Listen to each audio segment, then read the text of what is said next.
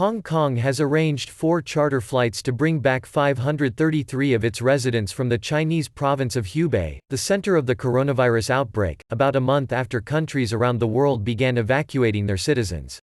Hong Kong Chief Executive Carrie Lam said the flights would return on Wednesday and Thursday and those coming back would be quarantined for 14 days upon arrival. Various countries including the United States, France, Germany and South Korea began evacuating hundreds of their citizens in late January or early February. More than 3,800 Hong Kong residents in more than 30 cities in Hubei, of which Wuhan is capital, had asked the government of the Chinese-ruled, semi-autonomous city for help, creating a logistics headache for the government. "We do not feel that we have delayed the return of Hong Kong people stranded in Hubei," Lam told reporters at her weekly news conference. "As far as I understand, even up to this moment there are still very clear restrictions on exit arrangements, from Hubei province. As soon as the conditions were ready for us to help Hong Kong residents to come back to Hong Kong, we have immediately made arrangements to do so." The health crisis comes on the heels of months of anti-government protests triggered by fears the former British colony's special autonomy is being eroded by meddling by Beijing.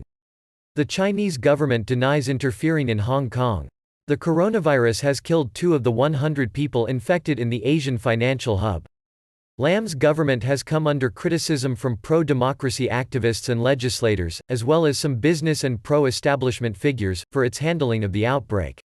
In particular, its decision not to fully close the border with mainland China was seen by many as a move to appease Beijing, leading to protests against plans to turn some buildings into quarantine centers, some of which turned violent.